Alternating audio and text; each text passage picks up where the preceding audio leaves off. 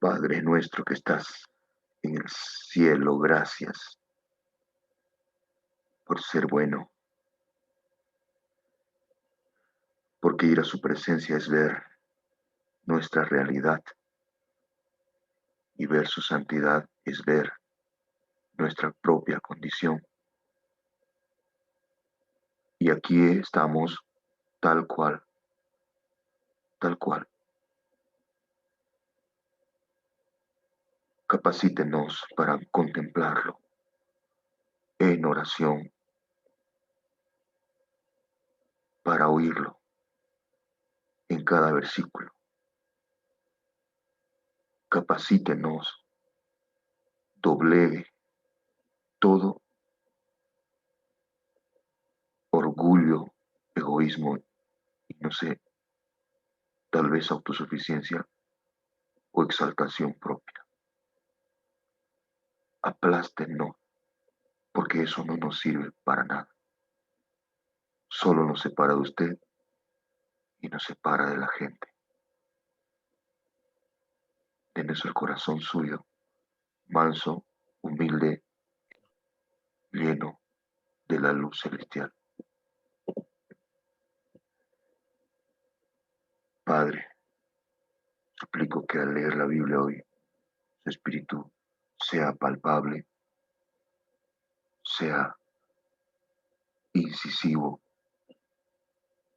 y coloque la convicción que nuestra alma necesita diariamente. Háganos santo como usted es santo. Purifíquenos como usted es puro.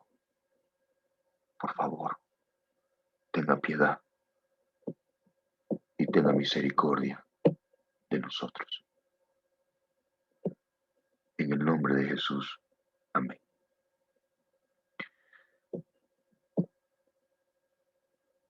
Conocer a Dios y a Jesús es el secreto de la vida eterna. A Dios no lo podemos contemplar, pero sí a Jesús. ¿Dónde? A través de la Biblia. Y es el secreto de la vida eterna. Para eso fuiste llamado, para eso no hay otro objetivo. Dios no te llamó para mejorar tu economía ni para cumplir tus cosas materiales. Eso ya te lo tiene garantizado el Señor. Porque hasta los pajaritos no le falta nada. Lo que no te tiene garantizado es la vida eterna. Porque eso depende de tú conocer a Dios. Gnosco, unión de pensamientos, intelecto, sentimiento, emociones, unión de amor, donde no puedes dejar de pensar en Dios, porque Dios hizo el milagro en ti. ¿De qué? De conocerlo. ¿Cómo? A través de la oración intensa, a través del escudriñamiento de la Biblia. Dios hizo el milagro en ti. En otras palabras, hizo el milagro de amarlo. Conocer a Dios no está al alcance de cualquier cristiano, está al alcance de pocos. Y esos pocos puede ser tú, o también puede ser de los muchos, que sigue buscando otras cosas a la luz de la oración y no el conocimiento pleno, total, donde tus emociones se unan con Dios, donde tu razón se una con Dios, donde tu intelecto se una con Dios, donde tus sentimientos se unan con Dios, donde cuando no oras lo extrañas, donde cuando no oras te quiebra el corazón, donde tu pensamiento dice, necesito más de Dios. El día que digas necesito más de Dios es porque tus sentimientos se han ligado en un profundo amor y te duele estar lejos de la presencia del Padre. Eso es demasiado importante. ¿Por qué? Porque si tú te vas a dedicar a construir tu valentía, a construir tu riqueza, a construir tu sabiduría humana, te vas a lavar en eso toda tu vida. Eso no te va a llevar a la vida eterna. Lo que sí te puede llevar a la vida eterna es entender y conocer quién es Jehová, que Él es misericordioso, pero también que va a venir en juicio, pero que también es justicia. ¿Y qué quiere Jehová de ti? Dedica todo tu esfuerzo, sacrificio, dedica todo tu dinero, si es posible, toda tu concentración en entender y conocer quién es Él. Usa toda tu energía, según Jeremías 8, 23 y 24. Dedícate a esto. Y es impresionante lo que le dijo Felipe a Jesús, que quería ver al Padre, pero usó un término: esto basta. Si nos muestras al Padre es suficiente. Ok, Felipe, ya yo estoy aquí. ¿Quieres conocer al Padre? Aquí estoy yo. Y es la misma historia para nosotros. ¿Quieres conocer al Padre? Aquí estoy yo, dice Jesús. Léeme en la Escritura, escudriña mi vida. Cada faceta, cada cosa que yo hice, cada forma y estilo de vida que yo llevé, te muestra al Padre. Veme a través de las Escrituras.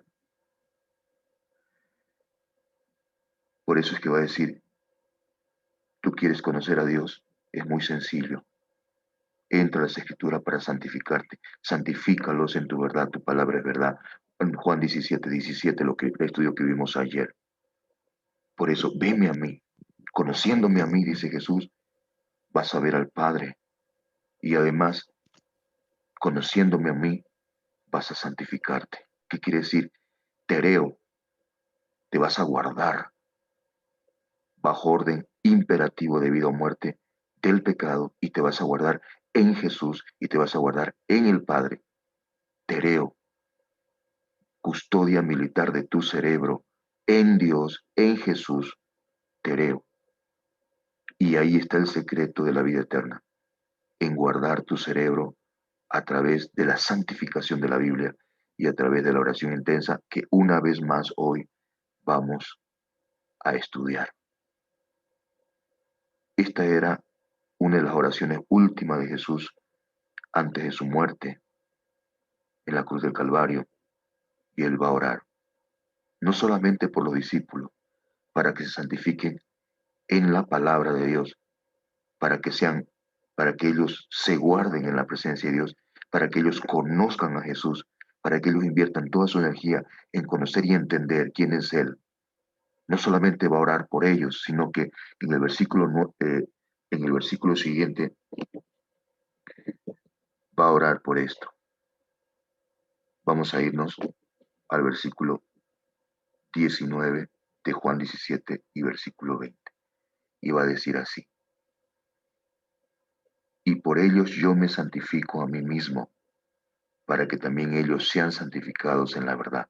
Está orando por sus discípulos, que ellos encuentren en la Biblia santificación, en la verdad es Jesús, que cada escritura, que cada párrafo, que cada estudio y que cada escudriñamiento lo lleve a Jesús. Ya dijimos ayer, si tú oras, pero tu oración no te lleva a Jesús quebrantado, humillado, viendo tu condición, no es oración. No, es una oración que no te va a llevar a la vida eterna. Si cada escudriñamiento de la Biblia no te lleva a caer rendido, arrepentido, no es escudriñamiento de la Biblia porque no te lleva a la vida eterna. Cada vez que ores, asegúrate de entrar a su presencia, de salir quebrantado, porque esa oración te va a llevar a la vida eterna. Y luego va a decir aquí Jesús, mas no ruego solamente por estos, sino también por los por los que han de creer en mí, por la palabra de ellos. Y aquí entramos al tema de hoy, porque Jesús va a empezar a orar por ti y por mí, donde la oración de Jesús va a alcanzar por las edades de los cientos y miles de años de cristianos, donde el Evangelio va a crecer a través de los 12 apóstoles. Recuerden, el secreto de la vida eterna es conocerlo.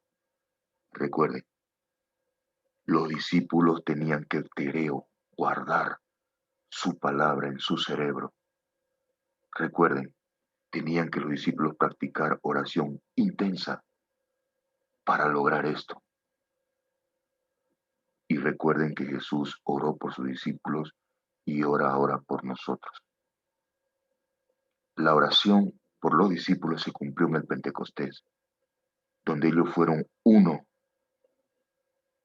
donde ellos fueron uno.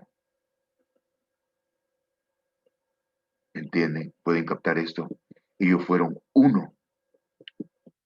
Ellos no decían nada tener el suyo propio. ¿Y cómo sucedió esto? 10 días de intensa oración, de escudriñamiento, lograron conocer por fin a ese Jesús que físicamente ya lo conocían, pero que espiritualmente no había un conocimiento ligado en intelecto, en pensamiento, en emociones, ni en sentimientos. Entonces ellos lograron ser uno. Esto es impresionante. Entonces, en el versículo siguiente va a decir, para que sean uno, como tú y yo, Padre, somos uno. La palabra uno, eis, que significa uno literal, uno no dividido, que cuando se divide ya no es uno. Uno. Ahora la pregunta es, ¿Jesús está orando por nosotros para que seamos uno solo, pero en qué? ¿En iglesia? ¿En organización? ¿En qué? ¿Uno en qué? ¿Uno en qué? ¿Uno físicamente? ¿En qué? Y aquí vamos. Está hablando de la unidad relacional. No quiere decir que vamos a ser buenos relacionadores públicos para hacer una iglesia uno, porque hay idiomas que unen al mundo. Podemos decir la risa, el idioma universal, la música, el idioma universal, pero eso no te lleva a la vida eterna. La risa no te lleva a la vida eterna. Claro que no. Lo que sí te lleva a la vida eterna es la unidad relacional, el ginosco, conocer al Padre y conocer al Hijo. Por eso está hablando aquí de una unidad relacional alrededor de, no la unidad, no la unidad relacional alrededor de personas, sino alrededor de Jesús. Él quiere que su pueblo sea uno, pero alrededor de Él, porque no hay otra forma de ser uno. Podemos luchar y dices tú, mi familia no es unida, o puedo decir yo, ¿cómo hago para tener unidad familiar, para tener unidad en la iglesia? Porque estamos divididos, cada quien piensa por su lado, lo que tú quieras. Pero es que la verdadera unión no tiene que ver con familia de sangre. La verdadera unión no tiene que ver con un edificio, no tiene que ver con una organización, no tiene que ver con eso. La verdadera unidad tiene que ver con un estilo relacional alrededor de Jesús y del Padre. ¿Y cómo tú vas a lograr tener esta unidad relacional? Muy simple y sencillo. Si en tu vida privada buscas y buscas conocer a Dios, en tu vida pública vas a llevar a personas a que también busquen conocer a Dios. Porque el fruto de tu conocimiento privado de Dios te va a llevar a que otros también experimenten lo mismo y te va a llevar a la unidad. Por favor, preste atención a esto. Cuando Jesús resucita, Jesús hace esto. Comienza a aparecer a su discípulo, porque Jesús era un buen visitador. Jesús era realmente un apóstol, un enviado, y toda su vida se dedicó a la obra misionera, se dedicó a la predicación, se dedicó a la oración. Tú podías ver a Jesús predicando y podías ver a Jesús orando y podías ver a Jesús visitando y podías ver, miren lo que hace Jesús después de su resurrección. No olvidó su hábito de 3 años y medio. Aparece a Cefas, dice en Corintios 15, después aparece a los 12 y después aparece a 500 discípulos que él tenía. 1 Corintios 15, 5 al 7. que eran hermanos a la vez, de los cuales muchos viven aún y otros ya duermen, está escribiendo el apóstol Pablo. Y en el versículo 7 va a decir, y después aparece a mí, y después aparece a Jacobo. Los teólogos dicen que es el hermano de Jesús, el que escribió el libro de Santiago. Aparece y se convierte al ver a su hermano convertido, revestido de la gloria del Padre, después de su resurrección, y después de todos, a todos los apóstoles. Y va a continuar en el versículo 8 diciendo, que no lo tengo aquí, que va a decir, después me apareció a mí como un abortivo. Pablo va a dar una descripción de un Jesús que quería la unión de todos los apóstoles. Ahora, la orden era que ellos se vayan a orar a Jerusalén, al aposento alto, de los cuales los 120 experimentaron esa unidad relacional. ¿Dónde? En la oración intensa. ¿Dónde? En el escudriñamiento intenso de la Biblia. ¿Dónde? Alrededor de Jesús, alrededor del Padre, alrededor del Espíritu Santo. Entonces ellos dejaron de querer ser los primeros en el reino de Cristo y pedir la mano derecha y pedir el lado izquierdo y pedir manejar la economía del trono de Jesús. Ellos dejaron de pensar en eso y comenzaron a tener una unidad relacional con Jesús en intelecto, en pensamientos, en emociones y en sentimientos, y por lo tanto eso los llevó a tener una unidad entre hermanos. No hay unidad verdadera sin ello, sin que tú tengas una unidad relacional con Cristo. Y este es el secreto de la vida eterna. ¿Ahora entiendes, hermano, por qué no somos unidos? ¿Ahora entiendes por qué tu familia y mi familia no es unida?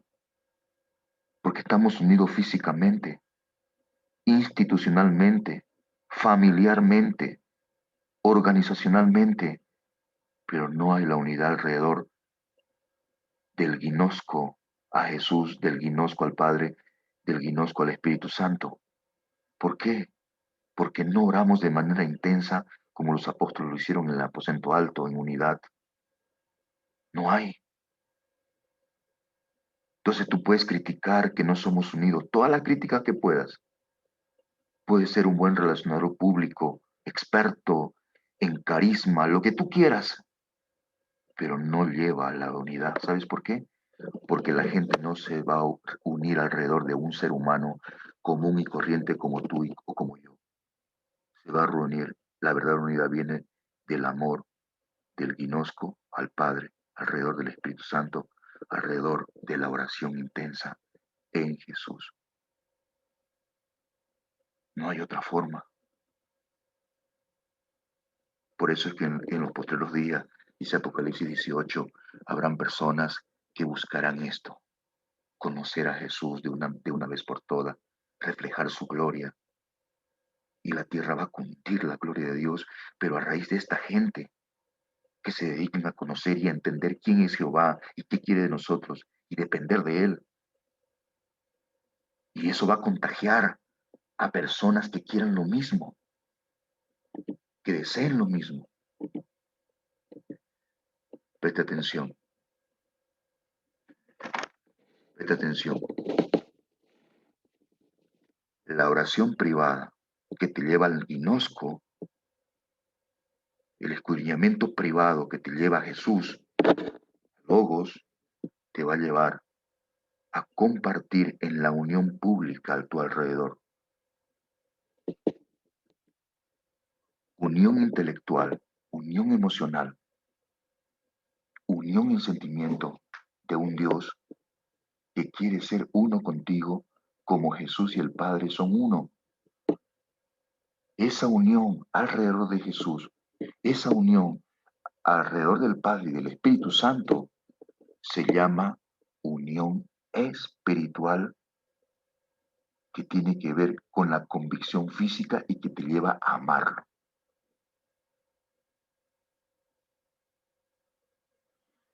¿Sabe? La unión emocional, el de no dejar de pensar en esa persona que ama, es la unión que no que no se basa simplemente en un forcejeo de orar más, aunque no te guste, no, se basa en un deseo interno de estar pegado a Jesús, a Dios, de manera constante. Es un desborde que no se puede evitar, donde desborda en palabras, en pensamientos, desborda en acción, donde transpiras amor por Cristo, donde tu boca se seca por compartir su amor, donde tu cuerpo se quiebra hasta el cansancio por reflejar su amor, y que Él maneja todo en ti, tu razonamiento, y es un amor, y manejando tu razonamiento es un amor que no razona, porque lo das todo por Cristo, y ya no hay más motivos de alegría y felicidad que esa unión relacional con Él. ¿Quieres vivirlo? Yo sí. ¿Quieres estar unido a Jesús en intelecto, emociones, sentimientos y razonamiento? Yo sí. Eso te va a llevar a una unión grupal con gente que busque lo mismo. Yo no estoy orando, dice Jesús, solamente por estos que tengo a mi alrededor aquí. Oro también por todos para que sean uno, como tú y yo, Padre, somos uno. Está hablando de ese tipo de unión, la unión del corazón, la unión que no tiene nada que ver con dinero, con intereses externos, con intereses institucionales, sino con intereses del corazón del Padre, porque la unión tendría que ser, en resumen, la unión de corazón a corazón, que es una unión que no se puede palpar a simple vista. ¿Sabes por qué? Porque solo se lo siente y se lo trasluce a través de la acción, más porque el Espíritu Santo trabaja de una manera poderosa por esa unión de corazón a corazón. Padre nuestro que está en el cielo, gracias porque oró por nosotros, porque aquí está el problema nuestro. No nos dedicamos a conocerlo y a entenderlo. Y está el problema de la mayoría del cristianismo de hoy, donde solo buscamos intereses externos egoístas. Y nos hemos bautizado y hemos buscado una iglesia X solo para encontrar la bendición y que nos vaya bien en esta vida, que cambie nuestra calidad de vida,